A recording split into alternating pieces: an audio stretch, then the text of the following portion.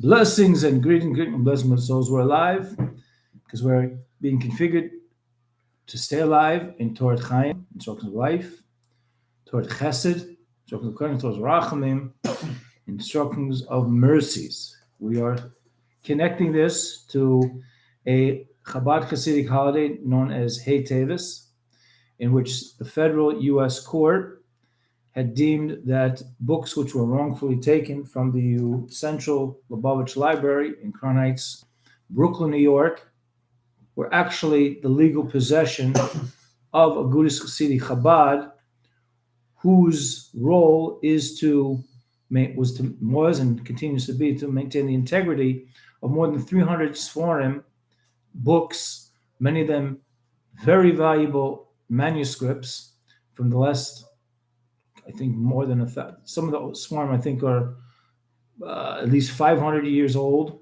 Some of them could be close to 1,000 years old. What was the considered of the Baal Shem Tov? Baal Shem Tov was in the last 300 years. Right. So we have here, just moving a little bit closer. Yeah. It's okay. If you're ever in the 770, people get real squishy. We don't have to be that squishy. Right. I have here West Rogers Park resident Simcha Wait. We met several years ago over Facebook, and we've been from time to time, let's say connecting with each other, talking Chassidus, and he's part of a group of Chassidim that learn Chassidus in a very attentive manner. And from time to time, he has written to me, and we've talked over the telephone. And we figured let's get together and do this. And here we are now, as hopefully an embellishment of the celebration of Hey Tevis, as the Rebbe himself said that. One of the ways to celebrate the victory that took place, because basically on the federal level, on the legal level, to have assumed that the books were not in the possession of the Agudas Chassiday ChaBaD library was to actually question the validity of the leadership of the Lubavitch Rebbe as the leader of the Chabad Chassidic movement. The Rebbe said that himself. So what I would like to start off with, saying, first of all, thank you for coming on, Simcha. Thank you for having me.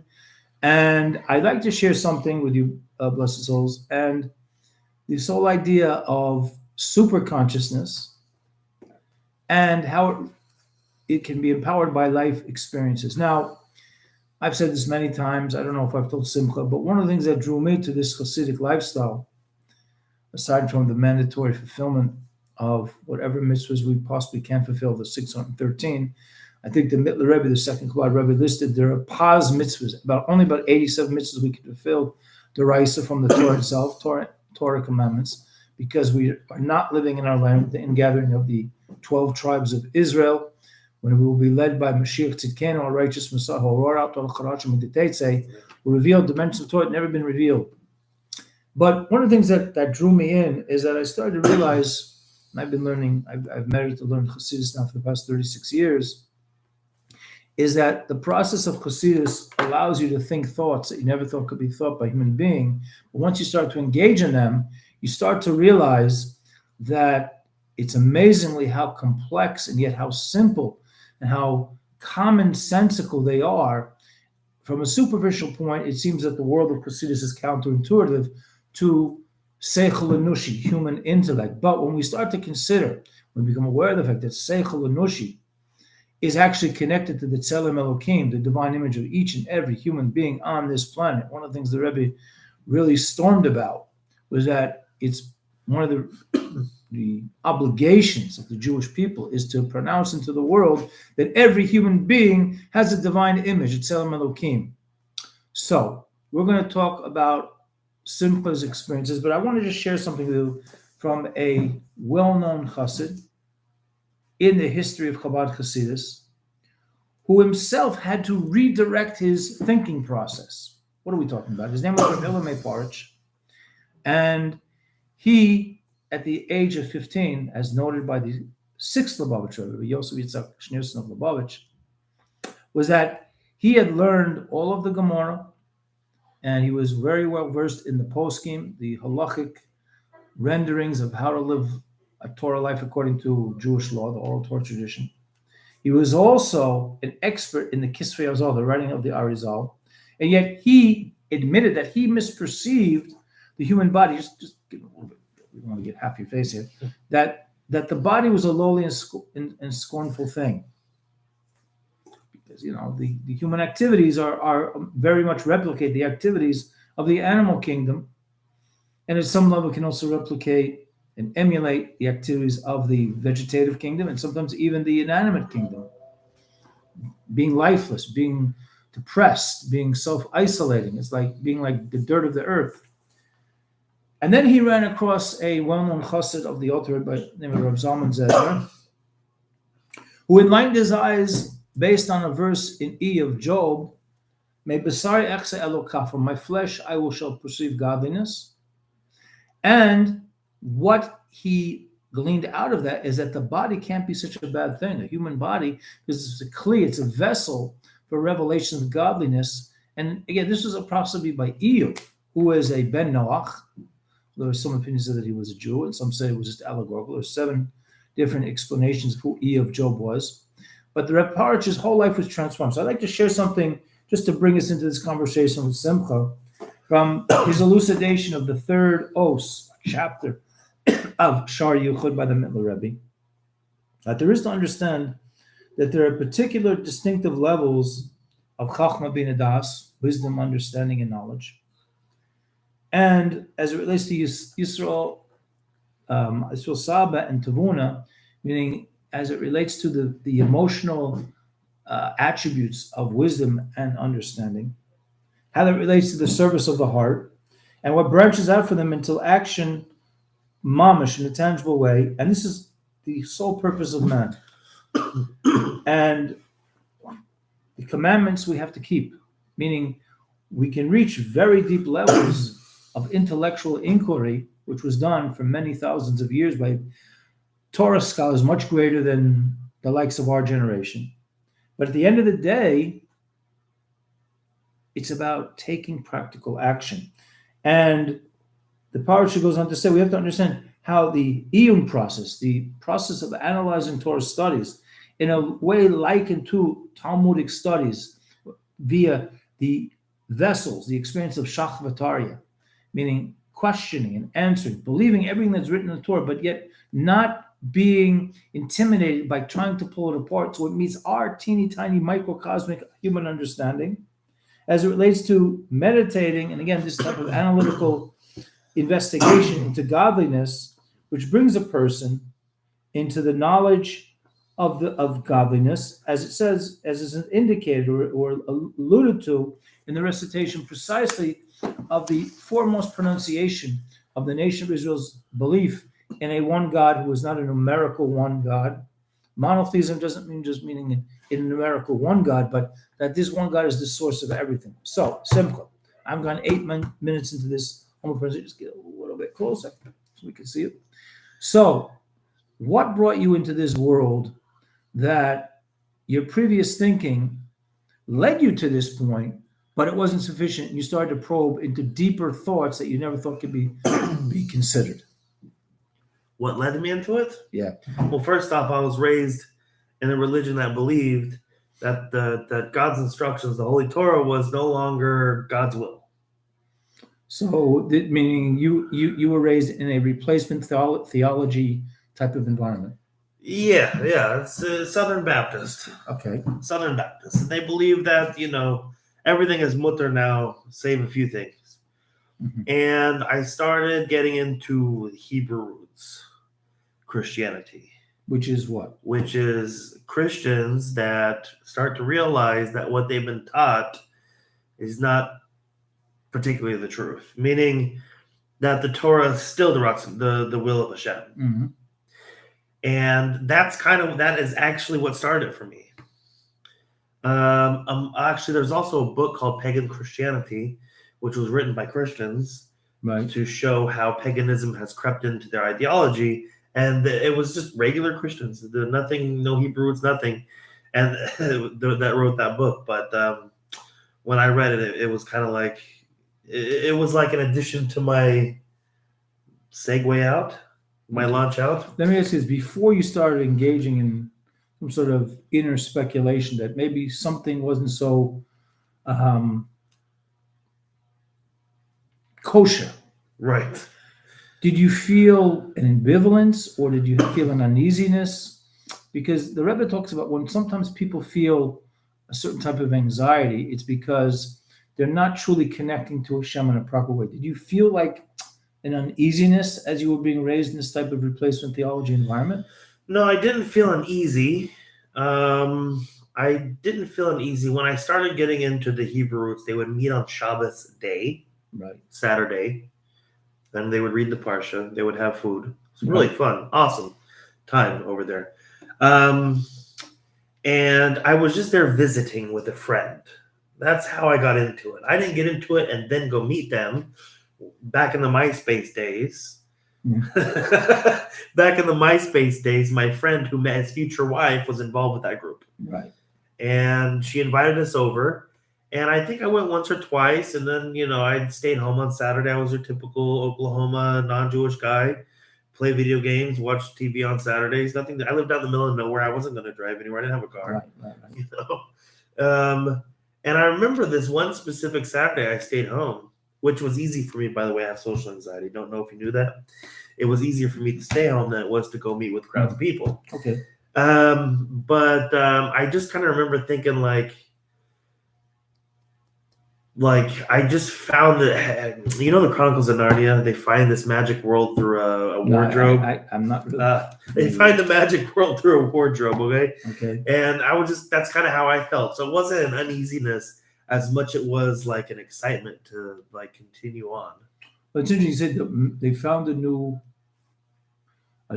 thing through you said a garment, a wardrobe, a lavush.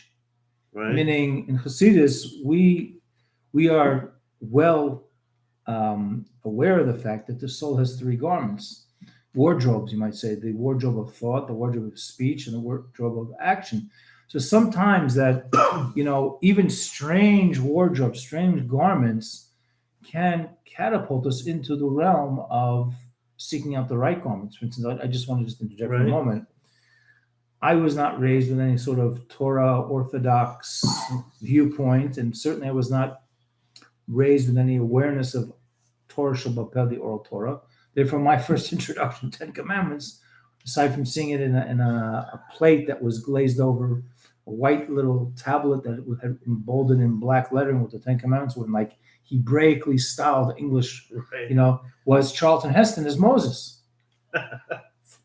And I'll tell you the truth, for a lot of Jews in the 1960s and people my generation, that was so. So you're saying it came to Narnia? What do you call it? Narnia is what the book is called. Right. No, so it was like that. It wasn't anxious that I want to go back because I'm feeling something's wrong. Right. I went back because it was like, this is like unexplored territory, and this is like, it was a good feeling. Okay. Like I should be over there. So I continued to go. But they're like sola scriptura. You know the term sola scriptura? No. They are Bible only, meaning Torah Shabbat, oral Torah, like commentaries. Like Karaites? Yeah. For the most part, they're like that. There are some people within it that look at, rabbinic commentaries. Right. I actually learned Hebrew there. One lady is a Parnassa, taught Hebrew. Again, nobody, by the way, in this group was Jewish. Right. Not that I'm aware of. I think that not where I'm from. Right. But as a Parnassa, she taught Hebrew. Well, but she didn't charge on Saturdays. And she taught me Hebrew. I mean, she taught me how to read it. Right. So how long were you learning the Hebrew? I mean, it wasn't like a consistent thing. I was at her house all of Saturday, meaning like I would go there Saturday at 10 a.m. and leave like in the evening, like when it's dark outside. Wow. We would be all day just having a farbringen, talking, exploring.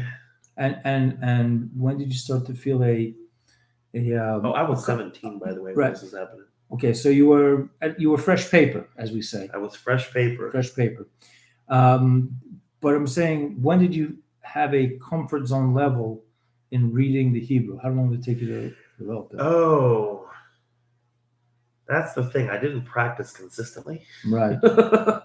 So I think when my rabbi came to Oklahoma, I started to practice more consistently because then I had a sitter. Right. And I was like saying like certain things like the Shema and Ve'ahavta, In Hebrew? Yeah. Okay. Well, first I learned it like for the transliteration, and then Right. I started reading the Hebrew of it, and that's how I got onto it. I have found that when Ben Noah, or what might call them Gentiles, they start to engage in reading and pronouncing the Hebrew, they have very profound experiences because they're really getting, first of all, if they're really reading it, they're going from a different type of experience of reading from left to right to left. From the right brain, as we know in Chassidus and the Kabbalah, is connected to wisdom, and the left brain, and therefore there's a certain perception of profundity in going from right to left reading and right to left type of perceptions. So okay, so you started to dabble into the world of Hebrew, right? And what happened next? I And got, when did you make a break from this Hebrew teacher? Well, I didn't make a break from her per Okay. se. Unfortunately, she got sick and passed away. But Okay, sorry. I was able to tell her I was headed to Hadar Torah shortly before she passed. Anyways, but I was involved with this group. You know what? She was kind of like different from most of the people in that group, and like the rest of the people from that group were in like a different part of the city. So I went to because she once told me, "Oh, you sound like you have a draw to orthodoxy," is what she called it. I guess because I was like looking at all these websites. And she gave me an English copy of the Mishnah, like the complete Mishnah from all Mishnah. It's a big, thick book. And let me just point out, Mishnah, Mem Shin Nun Hey, is the same osios as Neshama. Oh. And this is something the Rebbeim talk about. When you start to dabble into Mishnah, you're tapping to a level of Neshama, which is, again, the godly manifestation, which relates to the level of Nefesh, of soul, which relates to the abode of Neshama is in the mind. So you really, it's a very cognitive experience as well as a very spiritual experience to learn Mishnah. So what were your experiences learning Mishnah? Well, first off, I think that this edition of the Mishnah, it's not something you can find in Jewish bookstores. I think it's, I don't know if it's some university put it out. I think the name is Nausner, Nausner, not that it matters. But I was reading the introduction. I still have it. It's at the other place where the rest of my books are. Right. I was reading the introduction, and I think whoever did this translation, what they wanted to hold true was the flow of the Mishnah to make it easier to memorize. So when they translated to English, they wanted to keep the English in the same type of flow that a person could learn it and memorize it. Interesting. And I wasn't doing it on purpose because I didn't read the introduction back then. I read the introduction like years later when I was like, what is this? Right. Like, where did I get this? And so, but I remember looking at the first Mishnah, Brachos, which talks about when do we recite Shema? Right. And I went to Chabad.org, and there was a shiur, a class on the Mishnah, and I would listen to it and follow along. And for a while, I actually had in English the first part memorized. Now let me ask you this: you interact with people kind of like Karaites. Did you have any doubts about the validity of the oral Torah tradition? Well, in the very beginning, I was told that some people within that group, the black sheep, right, believe in this concept of oral Torah. And I didn't know anything much about it. But when she gave me the Mishnah, that's when I kind of found out, this is what that is. Because she gave it to me. So, because I guess in her mind, this was a way for me to learn how Orthodox keep the commandments. Wow. We didn't know about Shulchan Aruch back then. Yeah, of course not. We didn't even have synagogues. Right. And so what was I saying? Oh, so yeah, there was a lot of stigma against that belief. Again, from her, she had like different books, like what's this book? Sena Arena, what is it called? It's Art Scroll puts it out English, kind of like yeah. She gave me a copy of that. I still have as well. Sena Arena is Go Out and See, Benos Zion, Daughters of Zion. Right. And this is actually, there was a very famous story with the Alter Rebbe that he went to a certain gathering to speak to what were then as the classical Misnagdim, those the opponents of the early version Hasidic movement, which I want to just make a parenthetical statement, that from the beginning of creation, we've had Chassidim, meaning pious people. That's what it means. And in fact, King David in Psalms, in more than one occasion, regards to a group of Israelites as Chassidim. Wow. So there were Chassidim, and for sure we see right there in those of you who are scripturally minded and you have ambivalence or a distaste for the oral Torah, because if you don't know the translation from the English back to its original source in the Hebrew, King David is speaking, and David Amelech calls himself a chassid. Right. And in chapter 145 of Psalms, which King David authored, he even says that the Almighty is the source of all chasadim, of all kindnesses. Says that Hashem himself is a chassid and a tzaddik, and he's the source of all that. I mean, of course, let's be very clear, very clear right now, so there's not misunderstanding. The Almighty is not a man. In two places, once in Parshas Balak, with the story about the famous he wasn't a false prophet, the evil prophet Balaam, and the book of Shmuel, it mentions that the Almighty is not a man. So attributes are given to the Creator that are giving us an indication of He is the source of all. Anyway, we're being tangential, but it's getting to the point, because I think a lot of your journey is one of interfacing with the Torah Shabbat, which has led you to this very point here. That's to be true. Keeping the Torah mitzvahs. You know what it was? Yeah. It was the commandment to slaughter the animals in the way that Hashem told us to slaughter the animals. That was like one of the things. I think it's an Arts Chumash, because the lady that I learned Hebrew from, they had Arts Chumash. Right. And she told me to get it. It was like, imagine having an Arts Chumash back then was like having the Holy Grail. Oh, yeah. I took that thing to school. I took it everywhere.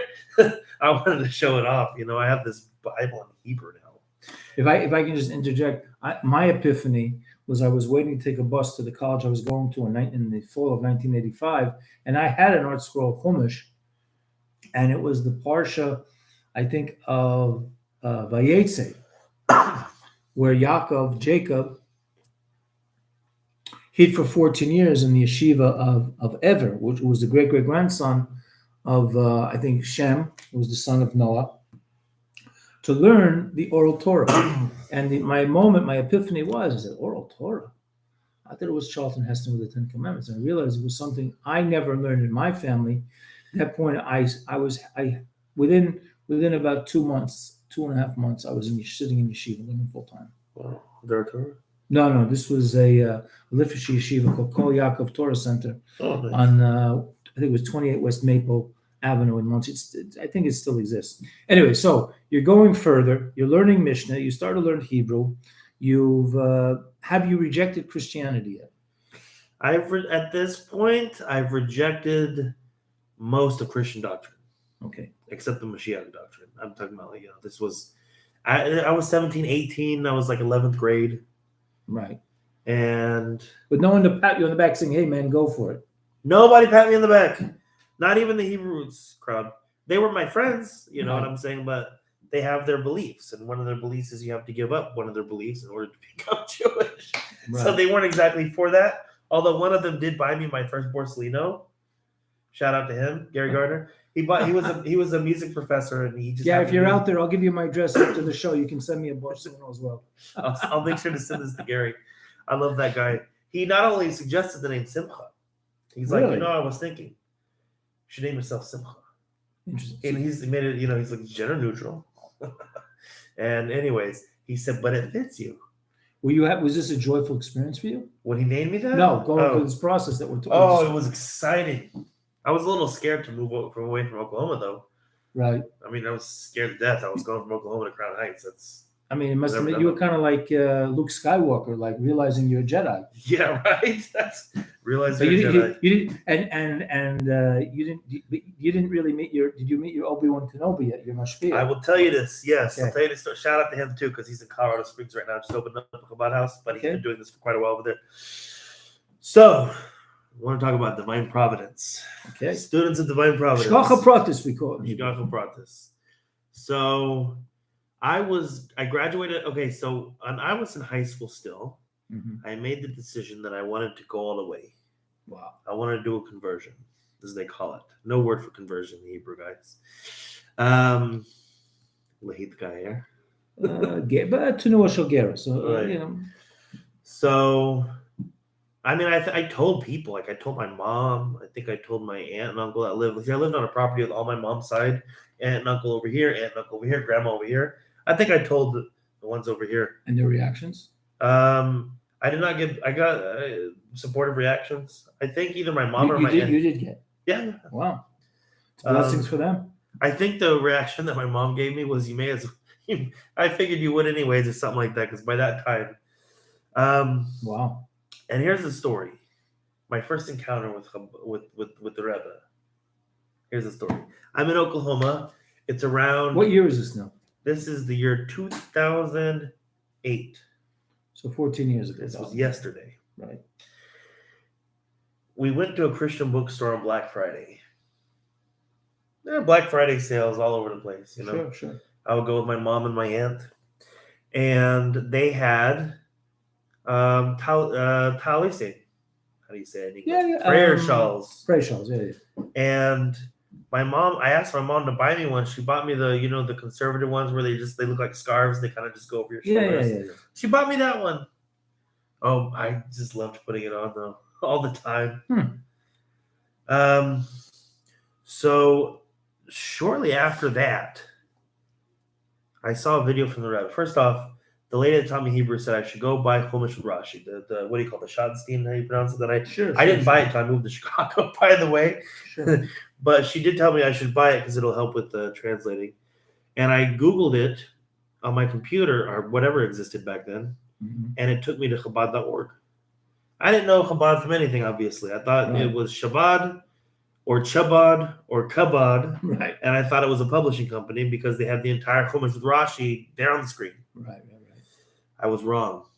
Which, by the way, anyone who's interested, just a parenthetical statement, CHABAD.org.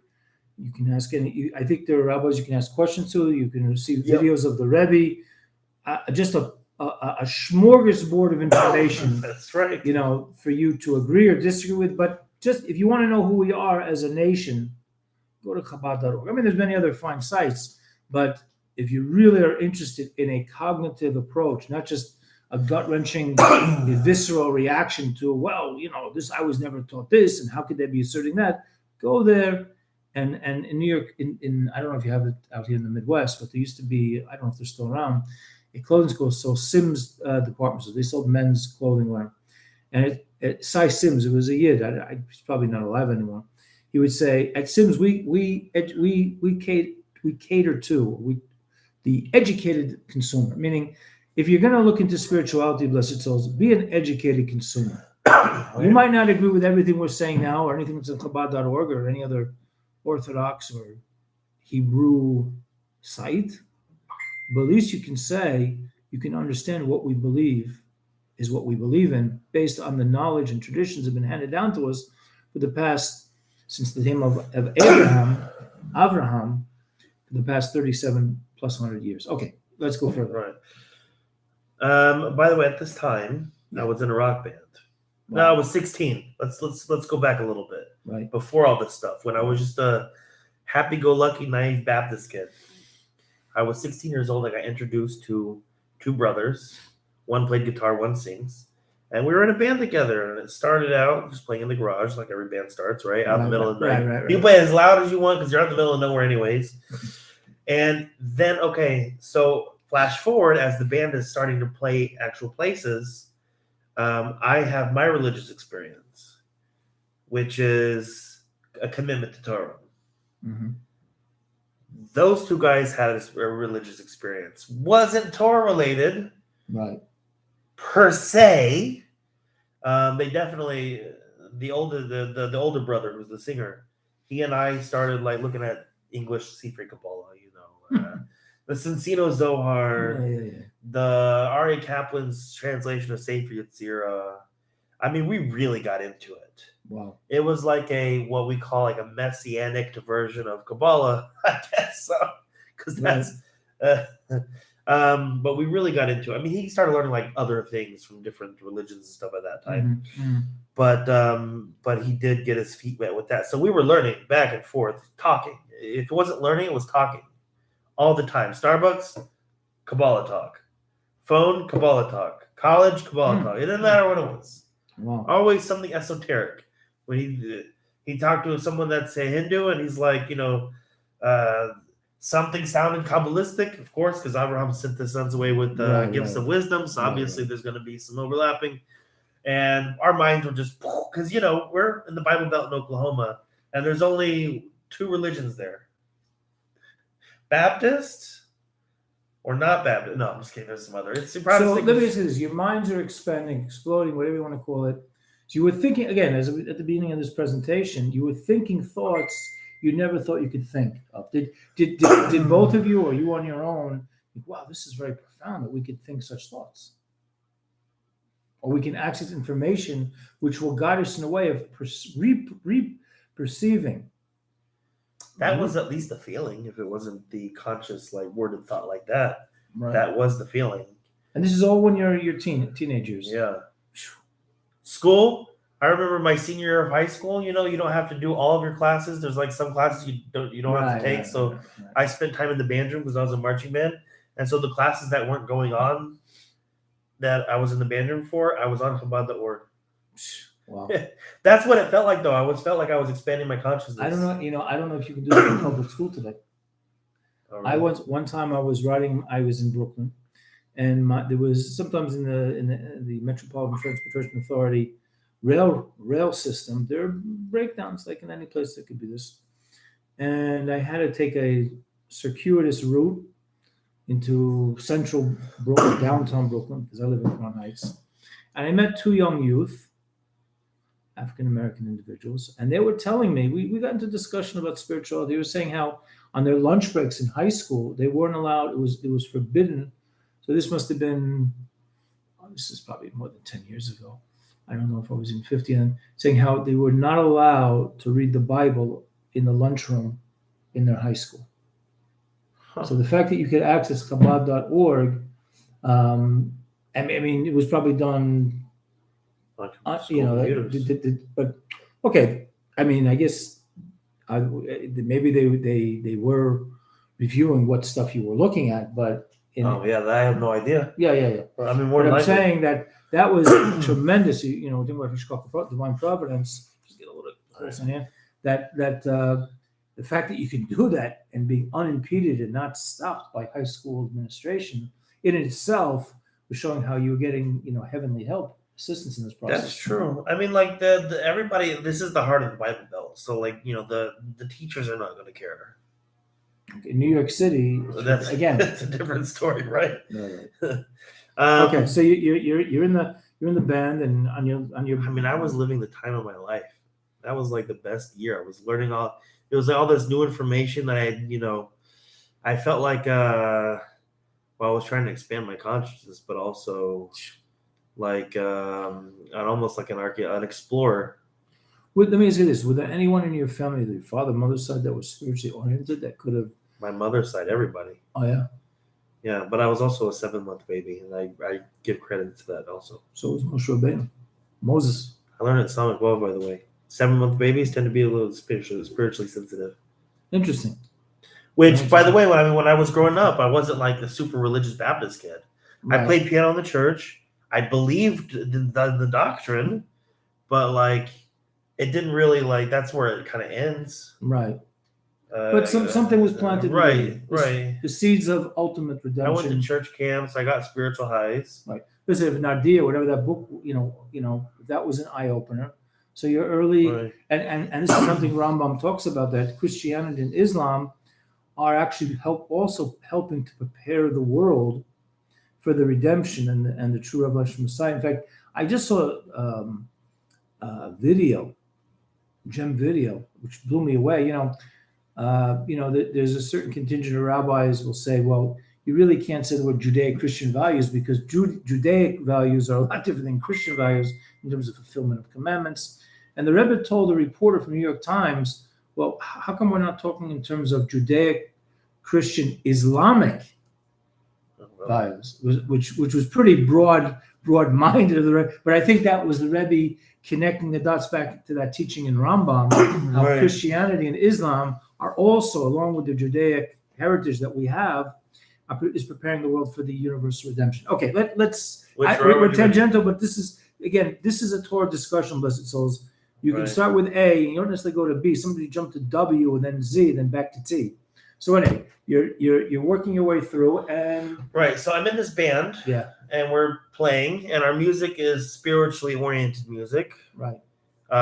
Because we were coming out of traditional Christianity. Remember any of the titles of the songs or anything like that? Or We're on Spotify. Oh wow. We're on Spotify.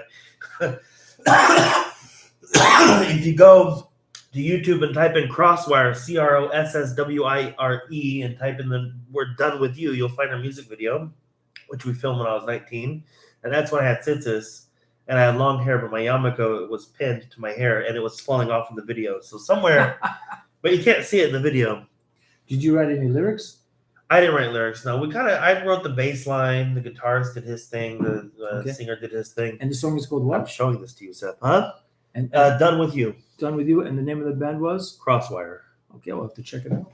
It's we wanted something that was electric sounding. Okay. And that was a name that hasn't been chosen, and it stuck. It's better than the other names we had. Going right. Okay. Going right there. So now we're touring in this. Now we're playing around in shows in this band. So that's me and more time with my friend Seth for the singer for discussion and for bringing. We'd play and then we'd stay there for the rest of it. And we'd just be walking around the whole time. This, that, is so hard. It was just like an outpouring. It was so magical. Dinner with the family. Like our parents took us.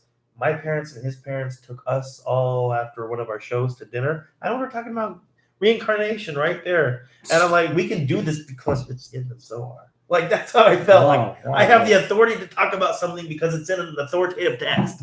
Wow. Unbelievable. I don't know if it was in the Zohar. I found it somewhere. It wasn't one of those books. Anyways. But so that's kind of what the band became. The band became us getting out of traditional Christianity. Our guitarist stopped believing in eternal torment. Thank God. He still remains a Christian, but he stopped believing in eternal torment. Like that was another theme of some of the songs. Mm-hmm. Was the they have this idea, right? Okay, it's a terrible idea. Have had in your explorations heard anything about this whole idea, the Torah instruction about the children of Noah and the 7 Noah commandments? Had that come across your windshield wiper of consciousness? Yes. By the time I learned about it, I figured I was way past that. Okay. Well, now I know that I wasn't way past that because that in of itself is a lifetime of learning all the 7 laws and the details. But I think where I was holding when I first learned that, I was past that phase. Okay. I didn't even, and once I made that kind of personal decision, I was going to go through Garrus through conversion. Right. That was it. The game was it's story over at that point. How old were you when you consider that? 18. Okay, so at 18, where were you turning to either follow the process of Garrus or you're getting detoured into? So ChaBaD.org has this thing called Ask the Rabbi. Okay. And it was the same rabbi that answered my emails all the time. I didn't know if it was random. I didn't know how that worked. Right. I actually met him in person recently. And Erev Rosh Hashanah, I sent him a screenshot of his first email to me about Garrus. Wow. Can I ask who it is? Eliezer Zalmanov in Indiana. Okay. Yeah. I said, you may not remember this, but boom, there you go. Oh. Happy New Year. Is he Israeli? No, I think he's because I know about Zalmanov in Israel. Okay. So you're 18. So he told me at first, the Sheva Mitzvahs, and I think about that first. But again, at that point, I was in my mind past that, which is funny because all I had to my name was a Chumash and the English Mishnayos at that point. Okay. So what happens? I'm in college. I'm in music school. Which college? Cameron University in Oklahoma. Okay. And I lived outside of a military base. I was not in the Army. My grandfathers were. But we lived right outside of this base. Mm-hmm. You could hear artillery going off all the time. I mean, become desensitized to it. Guests would freak out, and you're like, it's whatever. They're just. It's like people who live next to an airport, right? You hear the planes flying overhead.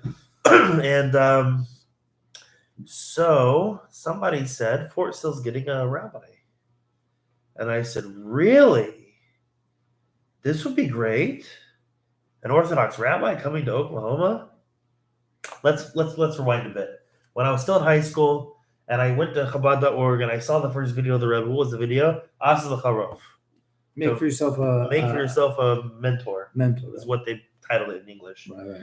I didn't know who the Rebbe is. I didn't know what a Rebbe is, but there is this person talking to me For all I knew, that video was made yesterday. That's how good quality those videos are, right? Yeah. I really thought that video could have been made yesterday. They heavily invested in those. Right. And I felt like he was talking to me. So what did I do? First time I had dental, right? I ran over to the phone book and I'm looking for synagogue, and I was so shocked. I don't know why I was shocked to find there was nothing for like hours from where I was at.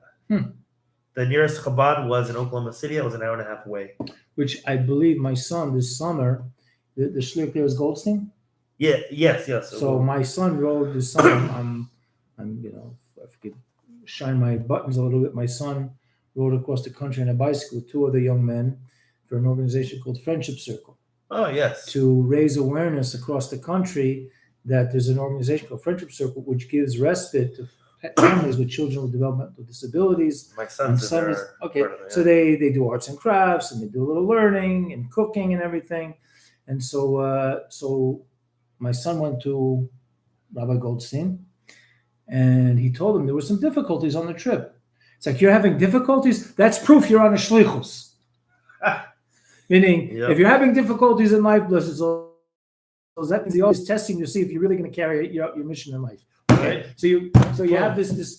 So I have this horrible revelation. There's no synagogues in my area, right? And so I put, this is again back in high school. I'm rewinding a little bit. Right. I put on my talis that my mom got me. And I went outside and I davened the name and I prayed to God that He sent me a robe. Like Gene Wilder, the Frisco Kid. Right. So, I mean, I really felt like in tune at that time. That was really cool. I lived out in the middle of nowhere. There's a lot of nature. You're going outside with a prayer shawl, right, and you're praying to God. And I felt like it was going to be answered. Like, I just felt like everything's going to come into play. I'm in college. I find out there's going to be a Chabad. No, I didn't know he was Chabad at first. There was going to be a rabbi coming to Fort Sill, Oklahoma. He was the youngest rabbi in the army. He was 27 at the time. I'm 32 now. Woo. And I was like, I have to go meet him. I have to go overcome my social anxiety and meet strange people I never met before. And social anxiety, how were you able to play in the band? That was stage fright. Well, it's weird. But when I'm playing with people, it's different than when I'm playing alone. They say with the American Express card, don't leave home without it. Don't leave home without one of your musical instruments. Right. I leave home without it because then I tell people I don't have it. I can't play it. Sorry. Anyways, I see a guitar. Yes. There's more where that came from. So I don't know if I was given this article. I don't know if I Googled it or whatever search engine existed in 2010. Right. But I found the article. It says Boaz Vituk and his wife, he was just married, come to Fort Sill, Oklahoma to fulfill their calling. You had a picture of a guy, no beard because he was in the army, right? With the uniform on, the army uniform on, and there, I don't know, it was a nice picture. And somewhere in the article it said affiliation with, or at least that he is a Chabad rabbi. And I was like, no way, I gotta go meet him. Wow, like this is such divine providence. I already at that point felt the connection to Chabad. As I was going to the website.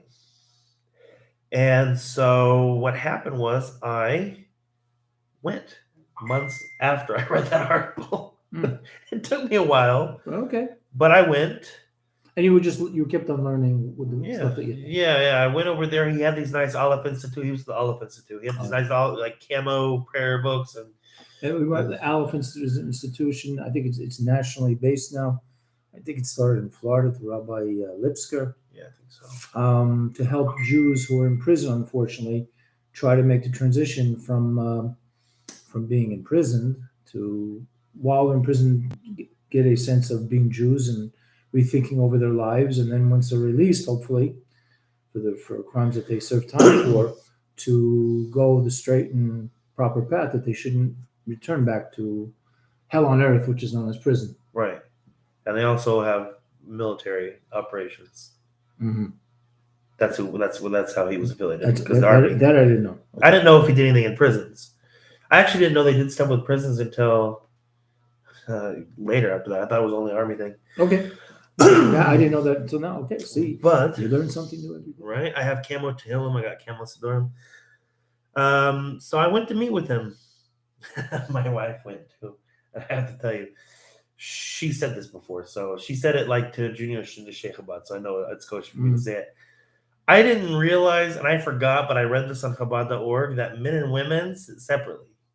And we're all cool with that. Right. I believe in it. That's why I'm here. Right? No woman should have to reach over her husband to talk to her friend while he's davening. Right.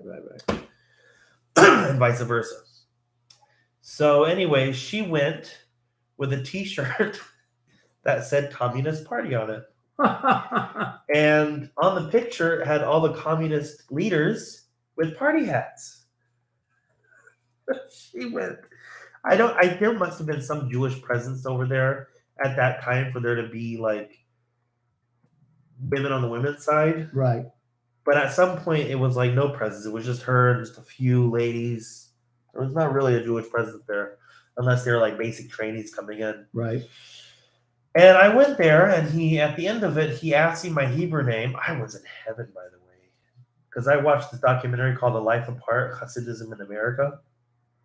It's not the perfect representation of Hasidim, but it was enough for me because you got to see all the different types of Hasidim, and you got to hear the stories, and you got to hear the interviews. So I was seeing one right there. He had a kapata, he had a black hat. Right. And anyways, we have a sitter that all of a sudden has these Kabbalistic, Pasach Eliyahu. Right. And Kigavna that we say. And all these Kabbalistic things, and that was up my alley. Right. Being back then, anything with the word sphere in it, like I would have eaten. So at the end, he asked me my Hebrew name. And I said, I don't know. I don't have one right now. I want to convert. That was kind of like what I told him. Like, I figured, like, the jig is up. I'm not going to lie and make up a name. Right. So, he said, okay, if you want to talk to him about it, he's happy to talk to me about it and help me. It's just that I have to kind of do the work. He can't, like, call me and ask me why I haven't been showing up or stuff like that. It was me having to do it myself. Did you get any initial pushback? Like, why do you want to do it? Do you understand? No. Okay. Interesting. I think he did ask me why I wanted to do it, and I tried to explain it to him, and it's really above logic. That's why I had a hard time explaining it to him. And I don't think I answered his question, but it is what it is. He told me to think about it because, it's something I wasn't obligated to do. Right. And I'm like, okay. I saw him the next week after that. I was like, I thought about it 10 seconds ago. I didn't need to sit at home and think about it. I've already thought about it since high school, but I was, I was letting him believe that I thought about it more.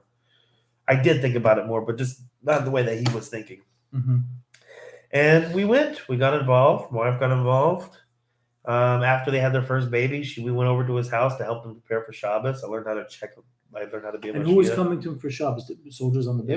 It was basic trainees, but it had to be in the chapel. They couldn't go to his house.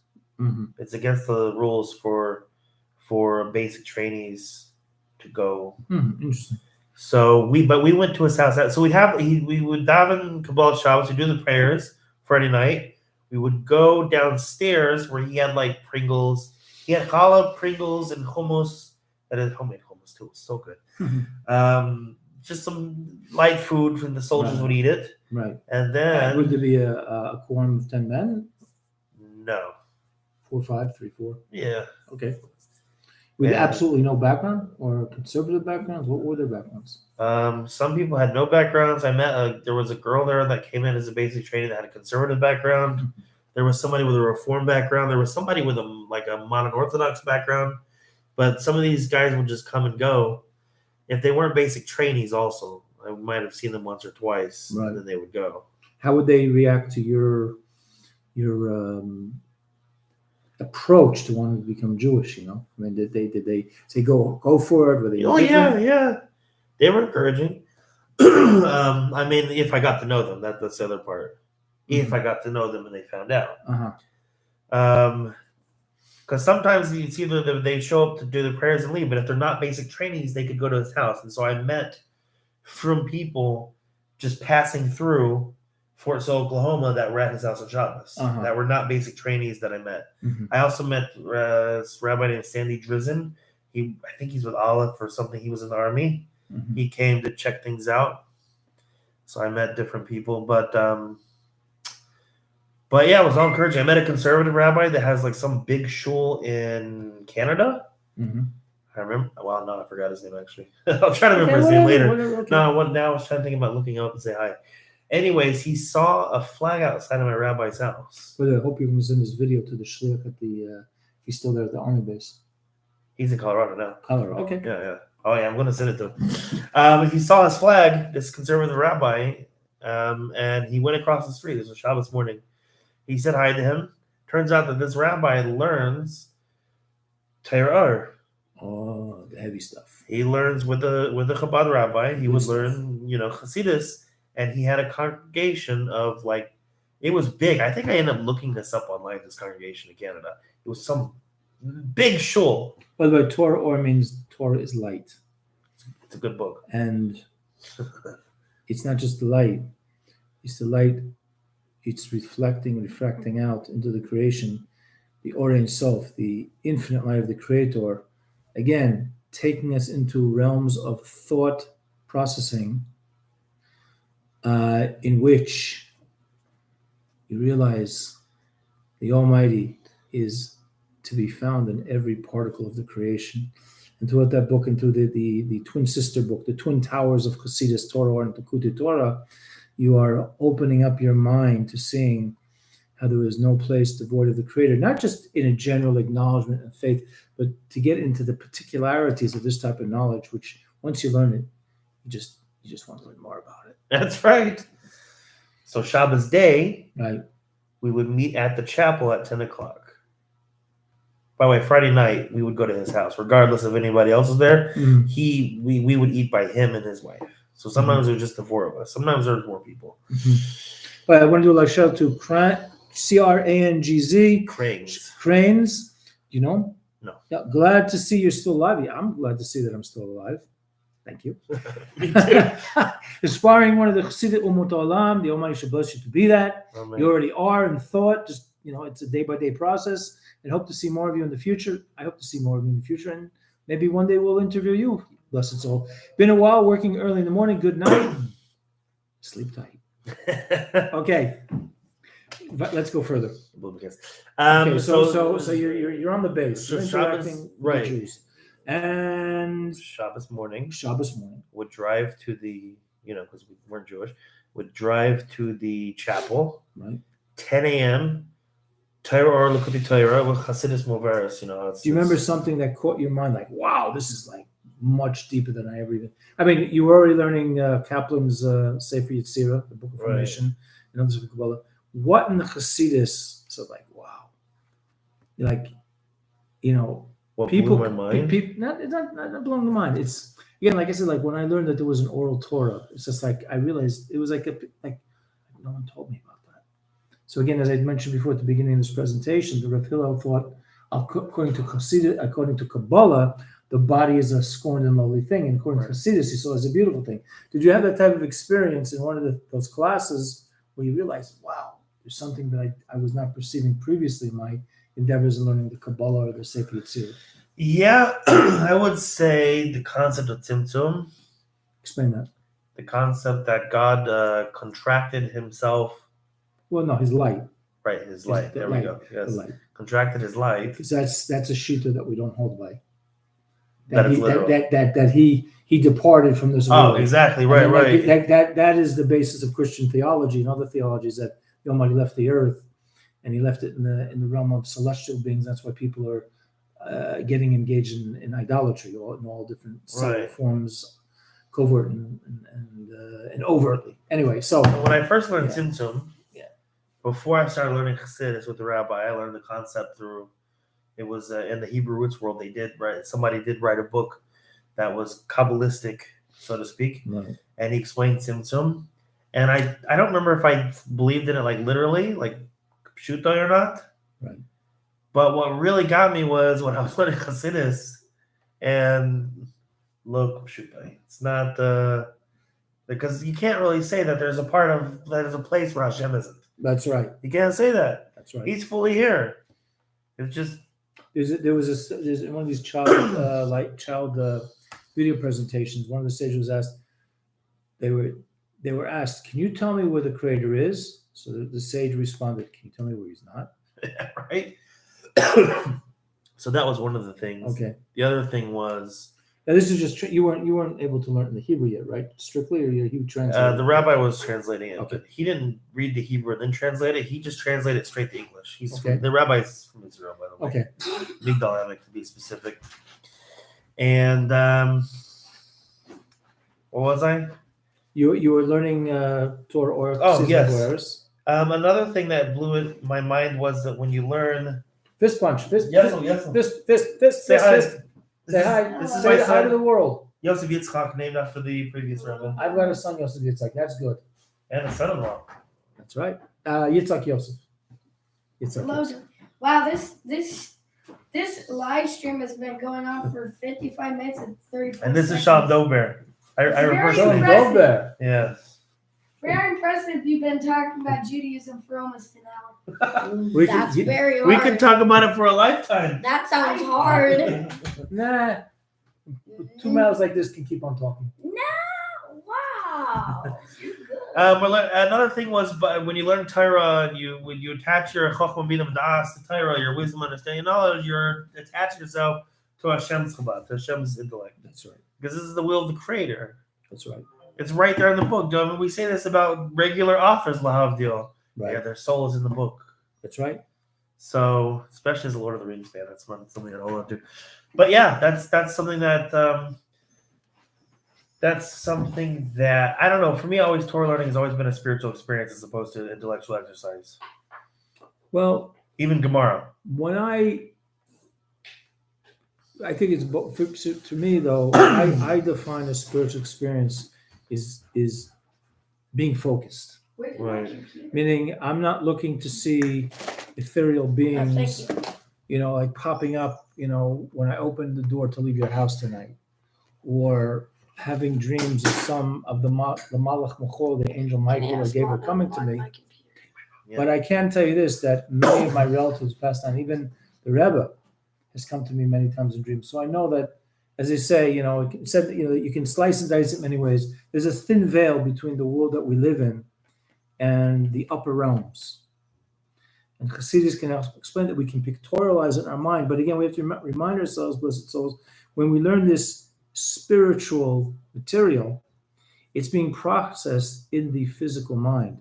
And that is the purpose of Chassidus and all forms of Torah, is it should penetrate into the physicality of our existence, meaning as further evidence that there's no place devoid of the Creator.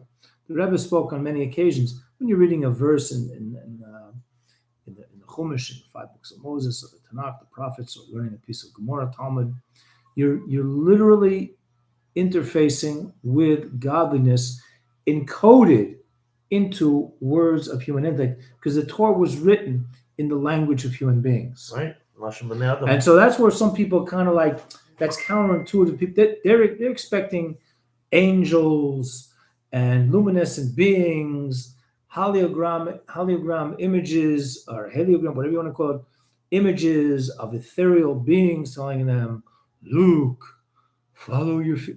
It ain't like that. Use the Force, Luke. Use the Force. No. No.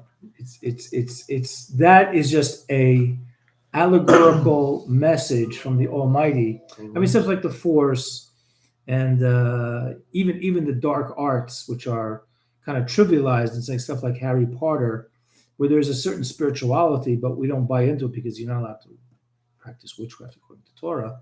Still, there's an element of we call it surah, which is misgaver on the chomer, meaning the design is guiding and really ruling over the physicality of the matter. So when you're learning a piece of Torah or having discussions like this, I mean, right now it's Thursday night. I think there's Thursday night football still in America.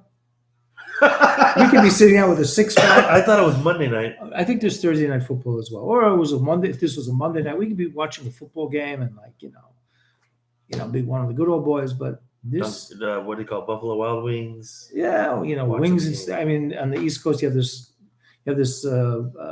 restaurant called Wings and Beer. It doesn't get better than that.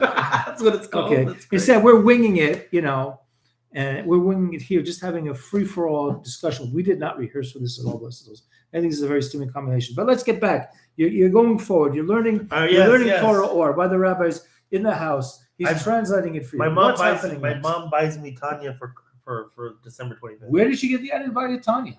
She got it from Eichler's online. No, but why did she choose Tanya? Why didn't she choose? I asked her to. I said, you asked her. Okay. I said, I need this book, but I can only buy it in volumes. And I don't remember what I said. And she says, why don't you just buy the whole set? I'll buy it for you. She bought it for me as a gift. It's interesting. He didn't ask for a Lamborghini. He didn't ask for a Mercedes Benz. He asked for a Tanya. When your parents ask you what you want for December 25th, you tell them Tanya. That's what's going to be in the days of the Messianic era. She gave it to me actually before that week, so it's not technically on that day. Okay. But that's, technically what it was for, I guess, in their minds for financial reasons. So I started learning Tanya. He had a Tanya share on Wednesdays, and we were either using, not Zoom, what was back then in 2010? That rhymed. I don't know. What is that called? It was like a green app. I don't remember what it's called anymore. I don't remember. We were using some app. So either we went to his house physically, or I was at my wife's house, and we would just watch him on the app that Zoom has taken over, because I don't remember the name anymore. I'm not familiar with It's a green app. Anyways, so we would learn with him, and then Wednesday's Tanya, and on the side, not officially with him, we'll learn Kitzur Shulchan Aruch. He did incorporate that between Mincha Ma'ariv on Shabbos, when there was something coming up. He did learn one of those books I have that's ChaBaD from, I think, from Migdal Hamek, even the Shmir Shabbos and whatever I have up there. Mm-hmm. The ChaBaD books for halacha. He went through those, and he told us to buy Kitzur Shulchan Aruch. So about Kitzur Shulchan Aruch, we were learning that. So I don't think it was formal. I don't remember it being formal learning of Kitzur Shulchan Aruch with him, but I remember discussing things in the Kitzur Shulchan Aruch I was learning with him. Like he would ask me where I'm holding or something like that. Right. And that is for people going through conversion, like, I don't know, it's these crazy recommended reading lists. I've seen them before. The Beis Din gave me one. But see, I didn't go through this seriously. I went through Reb Soloveitchik and Reb Arnfelder and Reb Shalom. Okay. He was a Talmud of Reb Moshe Feinstein. Okay. So they had me a list. There's no messing around when it comes to Soloveitchik. They gave me a list of recommended reading. The rabbi who gave it to me says you do not have to read these books. We just encourage you, because also you build a library in the process. Right. And I said, Rabbi, can I save my money and learn the Kitzur Shulchan Aruch? Will that suffice? And he said, absolutely. So yes, and people have asked me this question before. I've had this question. Recommended reading list is overwhelming. To be a Jew, and to pray as a Jew. I've heard, yeah, This is a Jew. To Jew is a Jew. I don't even know all the Jew books. versus Jew. Jew versus Jew. Jew on Jew. How to be and I was just like, learn Kitzur Shulchan Aruch. And for the women, Hilchos Bas Yisrael. So let me ask you this: when you were learning all the particularities of it, there's a lot of nuances to Jewish law. How did you feel about that? Did you have any reservations? Like, this is what it is. It might have been, you talk about having it's all a spiritual experience. Was learning all the details of how to wash your hands in the morning and how to avoid getting in touching muksa on Shabbos. Are any things turning you off, or is it just... No, this is how to serve God properly. It's how the rabbi always promotes halacha. Beautiful. To people. This teaches you how to serve God properly. So in my mind, when I got the Kitzur Shulchan Aruch, by the way, back then, let's see what I had. I had the Mishnayos, I had the Chumash Art Scroll, and I had the Gutnik. And I thought I was special because I had the Gutnik, and no one else in this world has Gutnik. I was wrong. Everybody has Gutnik. I had the 23-volume set of the Zohar, in bilingual. That was a little gift to myself. That was what, Sansino? No. Kabbalah's in there. Oh, okay. We won't go there. Right. I still have it. Okay. But it's a nice resource to have. Okay. It's one of the wardrobes.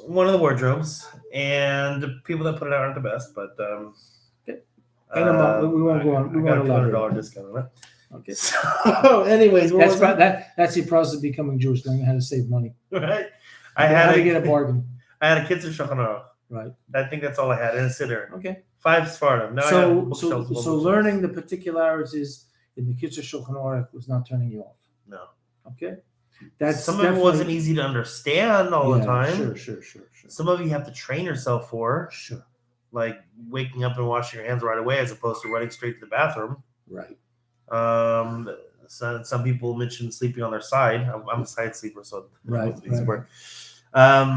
So what's the next step? What's going on? What's the next step? So the rabbi's kind of prepping us what communities are like, because he is our only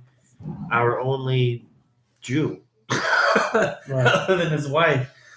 So it's like I've never seen Crown Heights at this time. Right. I've never met a Jew at this time other than him. Well, okay, basic trainings. Okay, that's Right. And I forgot who I told, but I told the Yenta in my family, and there's several Yentas. Yenta is how do you say Yenta? Word spreader. So I just told the right person. Maybe it was my brother, maybe it was someone else, that I'm going to New York to Yeshiva, because I knew that if I told this person, I think it was him, then it would spread around, and that saved me from having to tell people. Right. And it did. It worked. Wow. I tell more people, though. I told more people. I spoke to my grandma whenever I told them. That was not easy. I'd never been on a plane before, and I never left home, other than family vacations. Oklahoma is what, about 1,000 miles away? 2,000 miles away? I have no idea. It's a 15-hour drive. Okay. From here. By the way, had you interacted at any level with Goldstein, the Shliach in Oklahoma City, after? Yeah, well, before Boaz came, I did call him about conversion once. Right. And he was encouraging. He was just an hour and a half away, and I was in high school. I didn't have a car. Right. Okay. So nothing came about it, but he sounded like he was willing to help. In fact, he did meet me with Boaz, because Boaz is a shaykh. He slaughters animals the kosher way, and we're doing in Oklahoma. Well, not now, but yes, he in Oklahoma. We did kaparos with the chickens. He slaughtered the chickens. That's what I'm saying. So, but before he became a shliach, he was a shochet. I guess so. Yeah, he was a shochet before all this. So Rabbi Goldstein came from Oklahoma City with some guys to do kaparos. There was like some sort of special slaughterhouse thing that was on the base. Right. All we had to do was get the chickens. Easy peasy, unless you were me and some other guy, and he talked you into helping him with the chickens. That was kind of gross. Rabbi Goldstein saw me, and I introduced him. So I went by Justin back then, because I hadn't decided on a Hebrew name. Simcha was pending. And he's like, "Do I know you?" And my social anxiety said, "Yeah, no." By the way, were you starting to grow a beard yet? I did start growing a beard at some point over there, yeah. I think at this time I was You were cutting your hair at that point? Yeah, I had long hair, so I cut all my hair except these long pants. And then somebody told me in the Torah that's not everything that pants. No. Rabbi Goldberg or Rabbi Wurzburger? It was a Bacher. Okay. Also he was from Oklahoma City. That was cool. So that was kind of my meeting him in person, Rabbi Goldman, not Goldstein, Goldman. Goldman. Okay, yes, Goldman. Sorry, I was Goldman. Sorry. That was my time. My social anxiety had me tell him, no, we never met before, which is technically true. But like now I would have been like, yeah, I spoke to you a while back. But at that point it was not shaykh anyways. Okay. So it was Yittis Kislev. Around that time, Boaz was going to Crown Heights for bringing Hadar Torah. Right. And he came back and told me that he spoke to the rabbis in Hadar Torah, and whatever, I could go learn there. Can't live there. What year is this? 2010, 2011. Yeah. It was a year prior to me to go into Hadar Torah. I went to Hadar Torah on Chai Kislev, the 18th of the month of Kislev. A couple of weeks after Thanksgiving, shortly after Thanksgiving. We probably might have seen each other on the streets. We just didn't know each other. I'm pretty sure. I had this memory that came up. There was some random person. You dive in 770? Right. There was some random. What are you diving at? The Frankel shoe. Oh, I always hung out at 770 or Beis Levi Yitzchak. I always went to Beis Levi Yitzchak. I was near there. There was a period I went through a little bit. Anyways, there was someone you might have seen me there. There was someone that came out of shul, and I had this memory pop up recently, and I was wondering if it was you, for some reason. There's a guy that came out of 770. Hint. I'll give you. Well, he looked exactly like me. Yes, he did. The glasses, the beard. And he asked gray hair. He asked me, he says, I've never seen you before. Like somebody in New York who's not seen someone before. It's interesting. I said, yeah, I told him a little bit. He said, what do you do? And I always said musician. That's what I do. No, you didn't mean it. I don't remember such a conversation. And he said, oh, what kind of music do you like? Now, I remember Boaz saying, like, not everybody's keen on, like, secular types of music. But I wasn't about to lie to them. Right. So I said, I like blues, amongst other things. I said, I Right. like blues. He's like, oh, who's your favorite blues artist? I said, B.B. King. And he said, good one, like that. So I don't know. I wondered when this memory came up, but I guess it was him. No. I would have been disappointed because my favorite music outside of Jewish music is reggae music. Nice. Stand up for your rights, man. That's right. Okay, you're in Hadar Torah now. Anyway, so before he told me that he spoke to the rabbis and they'd be cool to have me. I can't live there. I don't remember exactly what the arrangement was. I couldn't live there until I had a sponsored rabbi. I was totally okay with that. I had money saved up from prior. Right. So I went there. I got on the plane. I flew there. Well, that was a very hard part for me. I was leaving my wife and everybody else behind to go to yeshiva. How many years were you married? I wasn't married to her then. Okay. She was not my wife then. Okay. So, but she didn't get the same, the same things that I did, in the fact that I got to go learn, and wherever she was trying to get hooked up with weren't keen on that unless you were converted. So I guess, everybody has their policies, whatever. Right. Fine by me. She stayed with her mom in Indiana a little bit. I went to Dar Torah. I get out of the car, and there's 770, and I remember being in front of 770, but I didn't even know until I moved to Chicago what 770 actually looked like on the outside. It was such a big building. I'm not used to that. Right. Big buildings. You go to Oklahoma, every building looks. Did you know what the original? Not the big building, but the 770. You know what it was before the 770? Was it like a hospital? It was an abortion clinic. Abortion clinic. And there was a Seriously. Jewish doctor who was at that time it was illegal. He was caught and sent to prison. And to the ages, I think, for you historians out there, you'll correct me. I think through the ages of Agudas Chassiday ChaBaD, or people who were helping then the sixth Lubavitcher Rebbe, they purchased it, and that became the. So it was transformed from a place of death and murder to a place what is since then, it was 80 plus years. So base or beta Shabbat. Yeah. Yeah. Wow. Yeah. The basement, the base of Midrash. In fact, when you walk into 770, there's like a display case of books, which I was told. I mean, I'm not old enough to remember the such things, but I heard from others, older Chassidim, that where that bookcase is used to be the secretary's window, which you would, the secretary would greet you, and there the appointments were made for the abortion. But where that secretary's room was turned into was the Rebbe's main office. Wow.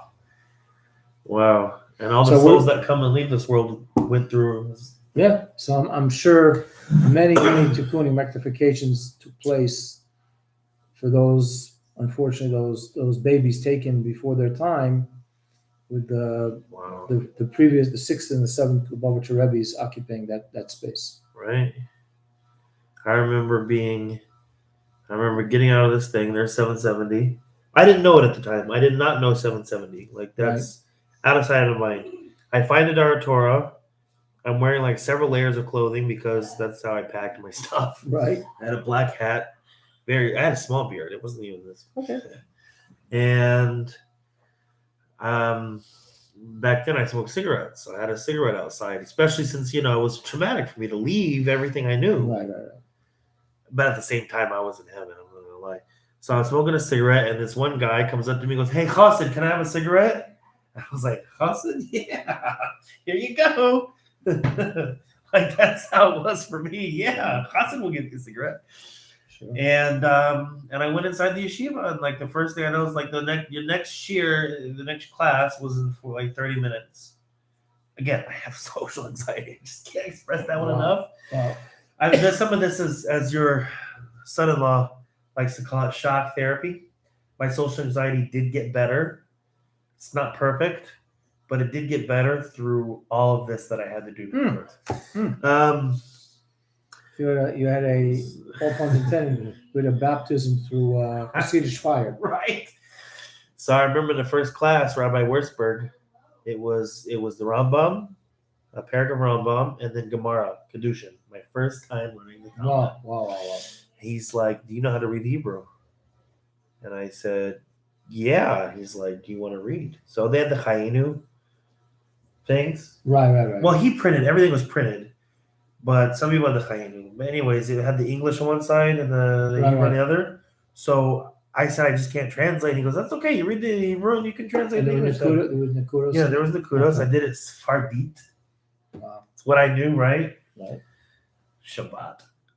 And I would read the Rambam in the Hebrew and in the English, and then come to find out my Hebrew wasn't that bad, actually, compared to some people that were struggling. I mean, I had it was easier for me to pick up languages.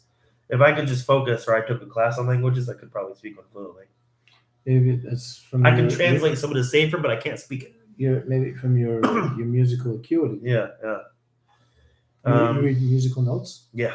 Okay, so that's Yeah. I have found that my 36 years of experience in this wonderful eternal path is that people who are mathematically, scientifically, musically oriented are generally speaking pretty successful with their learning endeavors. Right. If they're committed to it. Yeah, that's the thing. That's why my Hebrew, by the way, wasn't that great when I was in high school because I wasn't always practicing. Right. Not until I had motivation, because my original thing was to read the whole Chumash in Hebrew just to practice. I would write it down, the transliterations. If I can just share, one of the things that's helped me is that I did some professional writing in the newspaper business. And so one of the things I was taught in the newspaper business, and I studied communications in college, is to cut out the fluff. Don't write in flowery language. Just stick to the facts. In Hebrew, I mean, I'm not a linguist, an etymologist, but from what I can see, and if someone can correct me, I'm most graciously willing to be corrected. Hebrew is the most concise language I know. It can express the most amount of information with the least amount of words. That's true. That is very true. And as a writer, that's what's helped me, because I didn't know Aleph Beis until I was 23 and a half. I remember getting a sore throat pronouncing the cha, ches. Right. For those of you who have started your Hebrew learning later in life, maybe you've had that experience where and then you get over it. You can pronounce. Okay, so you're in a Dar Torah. I'm in a Dar Torah. After the first class, I call my rabbi. Well, I call my wife. I call my mother. I called all the people I needed to call. I call my rabbi, and he goes, "You're in heaven, aren't you?" I was like, "Yes, sir." There's a bookstore right there, and one right there, and one right there, and like literally next to each other, one across the street. I remember. And there's a lot of good kosher food in Crown Heights. There is. Empire Grill was my go-to place. Oh yeah, they closed down unfortunately. Corona. Oh, because of Corona? I think it knocked out a lot of businesses. I love their 770. But now, it's funny. The ironic thing about Crown Heights is that is the base of the Chassidic movement, the ChaBaD Chassidic movement. It's also a very Hatzidatzi foodie place now. I'm long overdue for a visit in Crown Heights. Well, long overdue. And the secret is my wife's a better cook than all those restaurants. Not speaking Lashon about those restaurants. My wife is a good cook, and I mean. Okay. Yeah. So you're now in. I'm in heaven. Yeah. We have Chumash at 4:00 with I forget his name already. I don't want to mispronounce it. It's like in my head, but I forgot his name. Shmuley Eistriker or something like that. I don't remember his name. I don't know. Anyways, nice guy. Chumash class with him, and actually it was that class that I started to be able, because I practiced ahead of time, to read the Hebrew and translate. Mm-hmm. That's a very empowering experience. That's when I started to be able to do that. I developed a method. By the way, it only works for me. I don't know if it works for other people, but it might work for other people. My method of learning Hebrew. To translate. Right. First off, when he did the Gemara, he didn't let me use my bilingual Gemara. He had a printed copy of the Hebrew Aramaic, and he translated it word for word. So we were writing down the translations. Right. I have a folder somewhere of all of my stuff that I got from over there. Wow. There's Chassidus in the morning. Can't forget about that, right? But he would translate word for word, and he would have photocopies and the pencils. Encourage everyone to have a pencil, and we wrote down the translations, the words we didn't know. And at the end of the class, like let's say Chassidus, we learned Batsi Lagani, Tafshin Yud Aleph. After the end of the class, he handed us the English translation of it to review. But he didn't want us to use the English during the class. Right. It was fun. And then, Tanya at night, and it was, wake up the next day. And, I remember my first morning in Crown Heights, I woke up. Oh, you came in Kislev, right? I can't. Oh, yeah, that's right. Because that evening that I got there was Yud Tes Kislev. Wow. So you walked right into the Rosh Hashanah of Chassidus. I walked right into the Rosh Hashanah Chassidus, Wow. and I met a guy and from a Dar Torah, and one of his first questions to me was, "Have you been to 770 yet?" Which is basically a stone's throw. You can literally throw a baseball and have a baseball catch from Hadar Torah. If you got a good arm, there's someone who can catch a ball, parallel to 770. Right? And I said, "What's that?" 770 Eastern Parkway. Google Maps it. You will see this majestic place. Hadar Torah is like about 860 something or 822. Yeah, it's like right across the street. There's Kingston Avenue. Yeah. And I said no, and he goes, "Well, let's go into 770. By the way, it's a custom of a person's first time in 770 to do a somersault. Now, I don't know if that's ever true or not. I didn't do that. But I was like, who am I to deny customs, right? I could not do a somersault when I was in 770. Right. It was packed to the top. One of the miraculous things about 770 sure. is you can have more people than the building can hold be inside of the building. Shh. State secrets we don't give away. Yeah, whoops. It's true, though. It's very true. In the days of the Rebbe, it was very true that we could see the Rebbe Begila in a revealed sense. I was on Simchas Torah. The first Simchas Torah, the second Torah it was 1991, Toshanim Beis. I walked in with my kapata. I was married the year before. I walked out, the whole backside was ripped off, and just getting rubbing shoulders with other Chassidim. I got it sewn up again. Yeah, so you went into 770. I went to 770, and that's when it dawned on me that all those videos that I had been watching. Because, by the way, we used to go to Rabbi's house after Shabbos in Oklahoma and watch the videos, smoke hookah, and watch videos of the Rebbe the whole time. And so I realized that this is where those videos are. Right. I don't remember if he told me or if it just occurred to me because you have that platform. What do you call the platform? The dais. The Rebbe stood on. Yeah. And it was there. And I wanted to touch it so bad. I did. Oh, when you gave the seekers as opposed to where he sat doing it for bringings. Yeah, when he gave the seekers. Yeah, right. Yeah. He would stand. He would dive in there too. Right. There it is in all its glory. I have a picture of it on an old flip phone. I don't know if I ever uploaded to anything. I wish I had, but because I took a picture of it, but I wanted to touch it, and I didn't. I don't know what stopped me. Not only that, I don't know what stopped me from realizing 770 is the way it looks. Right. I don't know. I felt like I was not a proper vessel for such enormous light or something back then. Right. I was so new. It was like I wasn't copying. I wasn't understanding what this building even looks like, how big it really is. It just seemed like to go on forever. Right. It was amazing. I was in heaven. And it's not a fancy place. Let's not a fancy place. It's very simply constructed in order to accommodate X amount of people. No aesthetics. And there was actually a Rebbe, I forget which one, who said that was the greatness of the Rebbe. The Rebbe didn't want 770 to be some fancy palace. There are some in some Hasidic courts where they're actually pretty fancy. Yeah.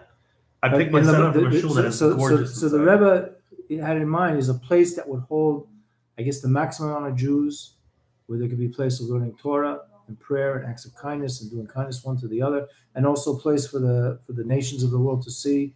This is how the Jew, this as we say, base Bavel, give any person an idea, a foretaste of what will be like at the time of the Messianic redemption when we have the third and eternal temple reconstructed in Yerushalayim and Jerusalem. So anyway, you're in 770. You're having this moment of a level of epiphany, and at that point, did you realize you were in the right place, or just from a I knew I was in the right place for before I went to Crown Heights. Right. Because if the right place is in the mind and in the heart, then you feel at ease wherever you are. The thing that converts get that most people don't get in the Jewish world, right, unless you're Baal Tshuva, I guess, right, is you get to choose your hashkafa. How do you translate hashkafa? Your outlook, your customs. You get to kind of choose where you fit in. Philosophical comfort zone. And I wasn't looking. I knew there was Sephardic, I knew there was Ashkenazic, and I knew there was Hasidic. I was not looking it up to find out which one I wanted to be in at all. Right. Chabad was just like the perfect slipper. Right. It's just never question. It's really one size fit all. I mean, you can be connected to Chassidus, and you can keep Sephardic traditions. You can keep Yekosh traditions, because there is a teaching from Lakuti Diborim from the 6th Rebbe, and he said we're not here to change the way people pray or their customs. We want people to learn Chassidus. Yep, that's for And sure. in fact, I have heard stories, unfortunately, very not positive stories, of emissaries of the Rebbe trying to force feed the whole menu of Chassidus, which means our customs and our prayer book style, which is very unique. But it's not for everyone. Some people want to pray Ashkenazi. Some people want to pray Sephardic. Some people want to Mizrahi or Taimani, whatever it may be, whatever the nusach may be, the text that they follow for prayers. And that's not the intention of Chassidus, of ChaBaD Chassidus, is to get people to learn Chassidus, to get them to Havas Israel, love of God, love of Torah, to prepare the world to be good stewards in this world. Right. So you're in. Okay. So what aftermath of your experience with Tes Kislev, and how long were you at Hadar Torah? I don't know, I was there for like a couple months. Okay. What kind of made it short was I've never moved anywhere before, Right. and I've never even been to New York up until that time. And Did you I had experience a- culture shock outside of being in the Hasidic world? I went to Manhattan to do Mifzoim with somebody, Right. and people are bumping into each other. Now, me from Oklahoma, that's a rare thing. So when you bump into someone, you go, sorry. And I kept doing that to everybody, and my friends like, bro, don't worry about it. They don't care. This is like life when we were right. I was like, okay, because I kept like, sorry, like all the time. I remember one time I was walking, my first time walking, and I was walking to a dollar store or something in Crown Heights. And there was like 3 African Americans walking. I don't remember how it started. Again, I have social anxiety. Right. And I'm in New York, so this is a different story. And I don't remember how. We just had a conversation on my way to the dollar store before they went off to a different direction. They started it too. They were walking by me, and they said, right? And I'm like, what? And then they repeated themselves. I guess we started talking. So that was kind of a culture shock, because where I'm from, it was like, New Yorkers, not where I'm from. Mostly like Native Americans and... Oh, you interact with a lot of Native Americans? Yeah. What nations are out there where you were raised? Like tribes? Yeah. I don't remember all which ones are out there, but I know Comanche. Mm-hmm. Comanche for sure. Sorry, guys, I don't remember which ones are out there. So Okay. if I didn't represent you, Chickasaw, maybe. All of my friends were Comanche. They taught Comanche at my school. Wow. So, did any of them? Did you interact with them when in this process of personal accusation toward the Judaic lifestyle? Did they? I knew some that were part of the group, but not at my school. This guy was from Texas, right? And he was one that was like wearing tzitzis and really, yeah, they wear tzitzis with techelis with blue in them. Very interesting. No yarmulkes. Did any of them, these Comanches or what do you call it, Chickasaw? Did they say, "Hey, go for it"? Or I don't think we interact on that type of level. Okay. A lot of them were musicians. So. There's a tribe out in Northern California called the Chumash tribe. Really? Wow. That's pretty interesting. And they say some of the chants of some Native Americans have, some names of Hashem in it. And there's a Breslaver Chassid, Laser Brody, is a tzaddik, and he talks about this too, that some of them, some of them, there's, I think someone told me there's a midrash that said that King Solomon, Shlomo Melech, sent Canaanim out to, he knew with Ruach HaKodesh, or the Ruach Nevuah, spirit of prophecy, that there was gold in California. And they sent someone out there, and some of them just never returned. Huh. There's a Mormon tradition that Native Americans, or at least some of them, are part of lost tribes, supposedly. Well, that's what we're we're talking about. But no, we didn't interact on that, like the conversion level. Even when my friend that I knew from Texas, like it was Torah, but it wasn't. Stay tuned. When Elijah the prophet comes with Messiah, the Mashiach, we'll find out who is who, aside from those of us who know who we are. Anyway, so okay. So you at 2 months of Hadar Torah, then what happened? All right, so I kind of foresaw my money, that supply that I had was running out. Right. I wasn't allowed to live at the yeshiva because I didn't have a sponsoring rabbi, and again, I was 100% cool with that. Right. I get it. I was allowed to learn there though. Right. I learn there, eat there, And how were you treated bring there. as someone who was going through the? And it was publicly known, or in yeshiva, that you were going through the process of conversion. Yeah, I didn't hide that stuff. And how were you received? Good. I mean, there were some guys that gave me a hard time for my pronunciation of Hebrew. Students or rabbis? Students. Okay. But it was for fun. Like, it was all in, like, jest. These are the same guys that I still keep in touch with them, by the way. Good. The same guys that introduced me to Shmuel Munkus. Huge fan. Oh yeah. If you want to know what a good sense of humor is, you have to learn stories about Shmuel Oh, I Munkus. love Shmuel Munkus. You'll have to do your own research on that one. Yeah, I guess you can probably learn about Shmuel Munkus on ChaBaD.org. Yeah, that's true too. That's MUNKUS. Actually, some of these guys, my first night there was my first night there. Because there was two Farbringans. There was a Farbringen at the yeshiva when I first tried Benedictine, so good. And then there was a Farbringen that was in the office of the yeshiva. Right. Somebody had this like computer office thing. Right. And it was all these Bachram that I told you about. Some of them were Right. giving me a hard time about my, and again, it was all in fun. I accepted it. I was all in fun. Right. And one of them actually said, by the way, all kidding aside, your Hebrew will probably will flow better if you do it like that anyways. Okay. Which is true. I found it out. Unless you're like, a native Spanish speaker or something. Right. Like, because native English speaker is probably best to do Ashkenazi pronunciation. Interesting. But anyways, so I switched that. That was one thing that I switched up. Hadar Torah bettered my Hebrew, and I switched up the pronunciation. Okay. And I started learning Chassidus, like, Sichas. It was amazing. You could smell Geula. Okay.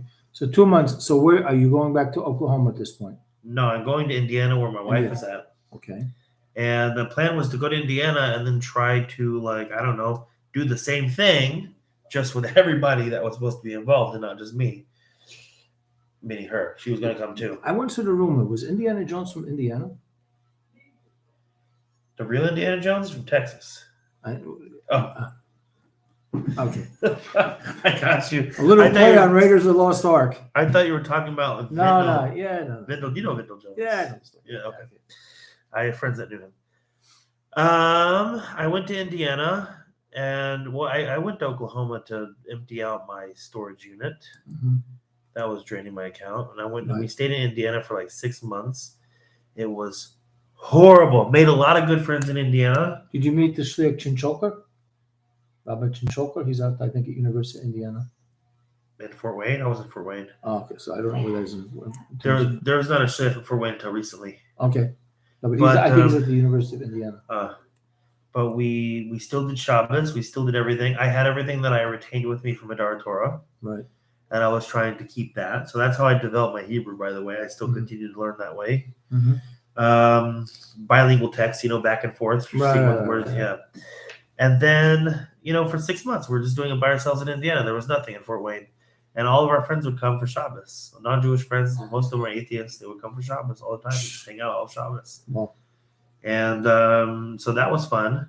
I mean, it was a terrifying experience in the fact that I just went from Geula, Crown Heights, to not in Crown Heights, which is the opposite of Geula. Right. And I was like, my future was up in the air. I was like, am I going to make it? Did I, Well, you went to Abraham. He went to Eretz Israel, or then it's called Canaan, and then he went to Egypt. Right. And then now you're hanging My out. Lech You're hanging out with stories, right? You're hanging out with the Plush teams and the Egyptians, and so where are you in touch with Rav Soloveitchik and the other rabbi who's going to conversion at this point? So not at this point.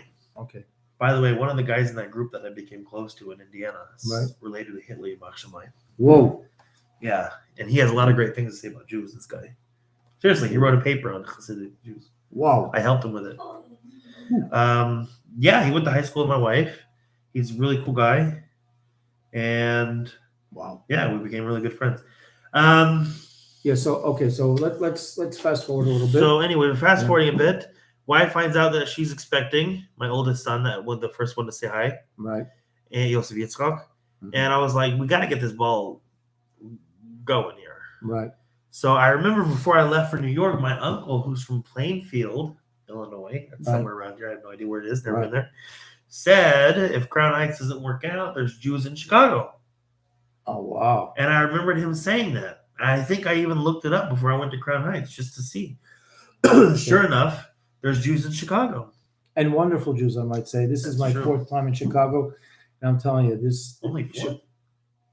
maybe 5th time. Oh. I've been coming in since 2017, since when my daughter became engaged to my son-in-law. Oh. So I was the ladies and gentlemen, the Chicago Jewish congregations here, Hasidic, non-Hasidic, It's a wonderful ultra community. Hasidic. This is a wonderful, blessed place. Okay, I feel like it's taken for granted by some people, but it's a wonderful place. I won't take it for granted. So I relish. I enjoy I have every visit I've come here. I've enjoyed immensely. I called. First, I went to Chabad.org. You type in where the Chabad shuls are at, and that didn't help me find out where the community was. Right. But by that time, I understood the concept of Chabad house, Right. a place, a shul, a synagogue out where there's not really generally a community. Right. So I called a rabbi of a specific organization here in Chicago Right. that dealt with conversions. Not the organization, but the rabbi that in Right. that organization that deals with conversions. And my simple question to him was, where's the community? Right. His reply to me was so bizarre, and I thought, okay, I get what he's doing. He doesn't know who I am, where I'm at. So he's trying to give me the runaround instead of answering my question, Right. which was, where are the Jews? His thing was, first you should come to Chicago. Then you should try to find all the synagogues and find out where you fit in. And then we could talk about conversion. I was like, where's that at? Right. Where's that at? That's what I'm asking. I said, I just left Crown Heights. He goes, I don't care I don't want to hear where you just left. This is what I advise you to do. That's what he advised me to do. Mm-hmm. I guess that was my only my only negative experience. I mean, I got a kick out of it afterwards. It's like laughing because he was not helpful at all. I have the horrible social anxiety, so I didn't know. But then, by Ashgacha Pratis, divine providence, I texted my chavrusa back in Crown Heights. I said, do you know any Jews in Chicago? He said, no. 30 minutes later, he said, I met a Jew in Chicago. Right. And he's a rabbi at the Cheder. And here's his information. He told you could email him, text him, or call him. Right. So I emailed him because I wasn't about to call anybody. Right. And also, I somehow got a hold of Rabbi Epstein at Base Menachem on Howard Street by Jewel. I don't know if you're familiar with him. Okay. And he's the one that helped They're the us. ones that are building the structure like 7-7. Yeah. I was there for the first day of Rosh Hashanah. Oh, nice. It was nice. So he advised us we could come and visit. He told us to call this organization to help people find jobs, and I didn't know this at the time, but it was against their policy to help people outside the community find a job because the whole point is to help people in the community find a job. Right. But they helped me anyways. We came to visit for a day. Went to Kin's Diner. Had some meat for the first time in months. when you're living kosher and you're out in the middle of nowhere. Right. That veggie patty starts looking pretty good at that point. Where your wife's family was in Indiana, how far drive was it from here? Only a couple hours. Mm-hmm. I think it was like 2 hours. Mm-hmm. And so what was I saying? Yeah, so you got hooked up for. So we moved here, and we were going to stay with this widower. What year is this now? 2012. We were going to stay with this widower who lost his wife a year prior to help him and his kids in his house because he had multiple sclerosis. Uh-huh. And so that's what we did. We lived in his basement. We helped him with his kids, and he had multiple sclerosis. And that's how I moved here. Like, it was like a couple days after we visited here, and we met with Rabbi Epstein, and we met with the job organization, and we met with this guy that he called us and says, "Can you move here tomorrow?" This was like Tisha B'Av that year was on Shabbos, which means the fast was on Sunday, Right. which means Monday was the day that he called me to ask us to come the next day. So I think we arrived here on Tuesday. Wow. I think it was July 31st, 2012. I think it was a Tuesday. Wow. It was heavenly. When you're in a community, learning is so different. I don't know. I can't explain it. It just feels so different. Sure. Even if you're alone. So anyways, it was wonderful. We were down in Beis Menachem, and we eventually moved to this side of the community, and we got hooked up with the rabbis that were not part of that organization that I called originally to get here, Right. Which is Moshe Soloveitchik. And because everybody here told me, call Rabbi Soloveitchik. That's what everybody suggested, so that's what I did. Mm-hmm. And I'm glad I did it. So that's what I did, and we finished our game. I got a job at Hungarian, which is now Sarah's. I used to work there. You know where that is in Oakton? I don't know what businesses you're talking about. Yeah, I guess. Anyways, there's in Skokie Avenue, or Skokie, not Skokie Avenue. In Skokie, there's a grocery store. It used to be called Hungarian. Okay. Recently bought up by Israelis, and now it's called Okay. Sarah's. Big place. Okay. So I used to work there because the base didn't want to see. The hardest part about my conversion was the gashmias, was the physical, getting a job part, getting your own place. They want to see that you're stable, and then you can support yourself. Well, Yaakov, had to work 7 years to get the. So you went through like a Yaakov Avinu type of experience, Right? Yeah. And July to get married into Yiddishkeit, Right. Because you're already married. Right. July 4th of 2013 is when we finished our conversion. Wow. It was a group of people. Any regrets? No. Baruch Hashem. And I understand Simcha is part of a. I'm assuming you're part of that same learning group that's gone through some of the classic Hasidic works. Shar Yichud. Shar Yuchud, which was what I quoted from this. It's actually part of a book called Nemes with Torah. Hardly recommend it. Shar Yuchud, which Now we're working on Imre Bina. We finished Al Tatzras Moav like right before I met you, I think. Very, very, very deep Hasidic discourse by the second Rabbi. There's a lot of miracles. Did you go through Samach Love? I've learned. I am in Samach Love, at some point. Right. We were doing that in the morning at shul. Right. And then things kind of fizzled out, unfortunately. Okay. But it's because we're all fathers. Okay. So let's just conclude on this. I mean, we did a little jumping, but that's okay. I just want to add a little story. Rabbi Hurst, the Marda Asur of Bnei Reuven, told this story tonight between Mincha Mariv, that he was actually contacted with someone this week. Which this story I think kind of embodies the spirit of Chabad, as taught to us by 7 rabbis preceded by the Maggid Medrash and the Baal Shem Tov. So Rabbi Hertz was contacted by a fellow Yid, Jew, who had the opportunity to buy one of the original manuscripts of the Tanya by the Alter Rebbe for $600,000. Right now in this time, I thought maybe like 34 years. So Rabbi Hertz said very artfully, he said, I'll tell you what I think the Alter Rebbe would tell you to do. Don't spend $600,000 on one of my manuscripts. Give that $600,000 to charity to help out other Yidden. Right. That's the spirit of Chabad. The same Alter Rebbe who, there are different presentations of how it happened, that he was praying and he took off his talus and he left the congregation and he went to the woods to chop wood, and then he made a fire. And I think it was on Yom Kippur, it was on a Shabbos. It was a day when you're not supposed to do these type of activities, but there was a woman who lived in, was married and had a baby. In the first 30 days, the woman is considered to be in a certain level of sakhan and danger, self-endangerment, because the body is very frail. Those of you who are husbands, or those of you women who have given birth, know that it's going to be rough the first 30 days plus.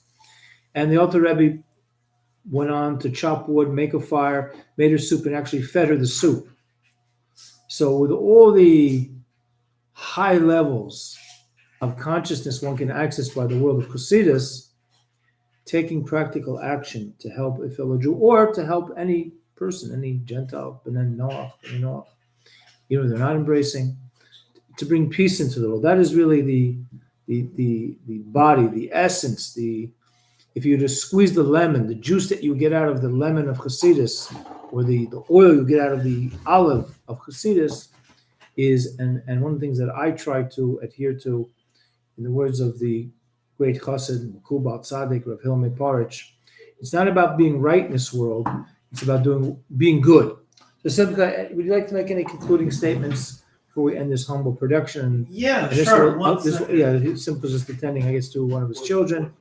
But it's been a real absolute pleasure interacting with Simcha Wait, and hopefully this interview will spread like hotcakes to open up the minds and hearts and souls of anyone around the world watching this, whether you've heard it. And this is which one? Yosef Yitzhak? Yeah, Yosef Yitzhak. Yitzhak and Shalom Dovber. Everyone wants to say sayonara. Have a good night. Any concluding words? Yes, definitely from personal experience. Yeah. Dab is the answer. Dab is the answer. Chassidus gives a person, it unleashes, it reveals their inner strength.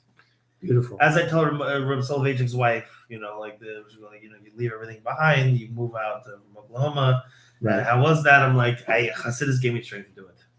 Wow. So you should do. You can do like a satire. Oklahoma, yeah. Listen, let's all go. Let's all get our inner Anything you strength wanna together. Anything you want? Dab is the answer. What? Spread some Chassidus. Dab is the answer. Dab? Essence of time, and time is the essence of damming. Of damning. Dab. Okay. Next he's Dab gonna be. He's is gonna do a smarter punkers do way body to slamming. find out. Listen. Let's end off in a way of a havachad, one love, girl, one desk, kolon follows, but dark and and remember, it is no dream to realize that your tzelem Elokim, your divine image, scrimmage, to make it a pleasant, peaceful world. This has been a live broadcast from West Rogers Park. Take care, everyone. Bye. Have a happy, almost New Year. Almost New Year. Have a good, happy New Year. Yeah, have a good. All right, we went an hour.